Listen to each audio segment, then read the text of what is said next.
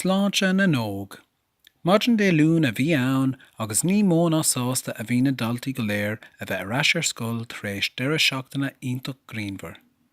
Bear le gach duine bheith an muith faoin Green arís ach fa ní raibh aon dolas ach bheith ar scoil.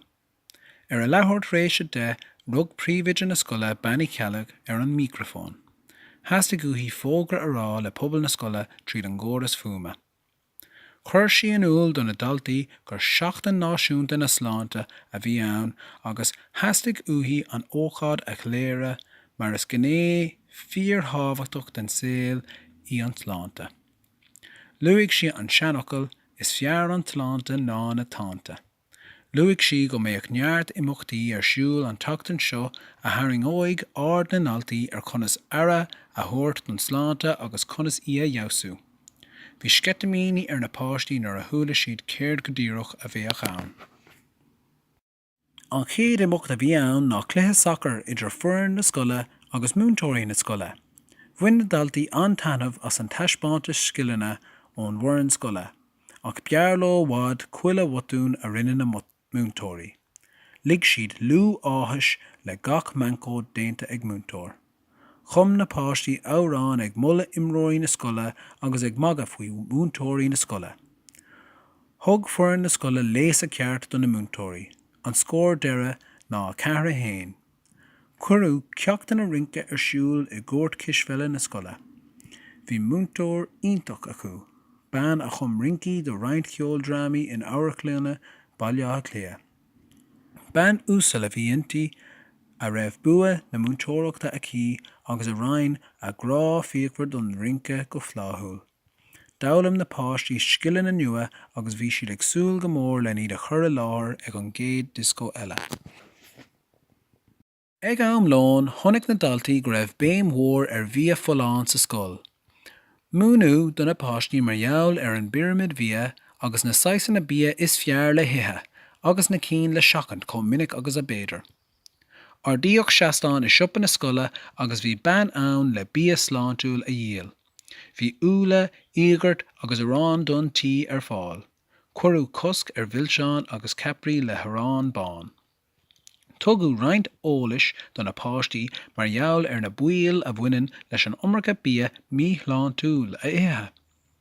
D'fhoghlaim na páistí go mbíonn tionachar iontach láidir ag an aiste bhí ar chórsaí fuinneamh. Mollú do na páistí a lehéad de bhurgarí agus scalóga agus tucanna lán le gas agus le siúcra a cheachant. D'fhoghlaim siad nár ceart dá lehéad bheith mar cuid den aiste léthúil bia. Ach nach raibh aon duchar ann rudí mar sin a ithe uair sa seachtain. Agriíoch siúlód ortha sa scoil le harrigad a thumpsú le caitheamh ar shrealamh spórt don scoil. Thuaigh na páistí a bhaile le cártaí oireachta agus thug a dteaghlaigh agus a gcomharsan ard hocaíocht dómh. Ballaíoch breis is €2,000. Bhí pobl na scoile iontach bróidúil as an éach a bhí déanta acu. Níor creid siad cé chomh is a bhí sé, agus ní raibh a gceist ach siúlód 2 km ón scoil go dtí an pháirc áitiúil. Bheadh na páistí sásta siúlód mar sin a dhéanamh ar lá cóbruthach sin leis an Green ag spalpa nuas sorthú. Fiú amháin le héalú ó obair le dránach na scoile, gan trácht ar cúis có luachfar le trealamh spórt na scoile. Bheadh an scoil in ann rudí iontacha a fháil, gan sa nua don oireann soccer, foras glaciachta, líródaí de gach sórt, pell, rugby, cisfeil, ledóg agus a rille. Chur Banny Ceallaigh list de timpeall na scoile le multaí a lurg maidir le fearas eile a cheannach mar bhí níos mó airgid acu ná mar a bhí siad in ann a caitheamh.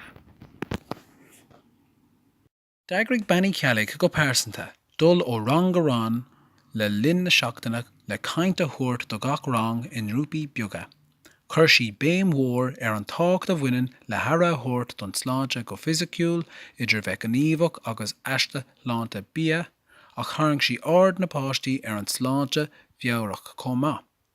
Labhair sí leo mar gheall ar na fadhbanna éagsúla a bhí na churisteach ar dhéagóirí, agus ar an bholaingt agus ar an úgnachs a bhaineann le himní na fadhbanna seo. Dahan sí na deacrachtaí a chur an drugal ar fáistí bheith ag labhairt faoine fadhbanna. Bhfuil siad do na páistí a bhaibanna a phlé le daoine a raibh muoine acu iontu, agus chuir sí fáilte roimh galta ar bith teacht thucaí féin le fhadhb ar bith a phlé. Thug sí seachtaine eile dómh conas plé le fadhbanna idir bheith ag scríomh nó ag tuairt faoi gníomhaíochtaí súnacha, yoga mar hampla. Thahan an caint sin go mór leis na páistí.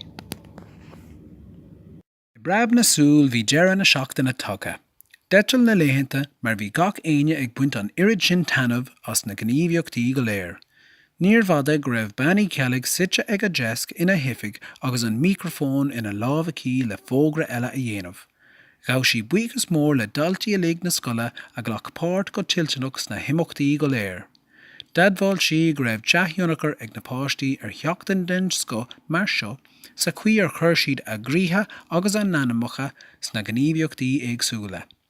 Cheap sí gur éirigh go hiontach leis an seachtain agus dhéimhnig sí go mbeadh seachtain na Sláinte acu sa scoil mar nós bliantúil amach anseo.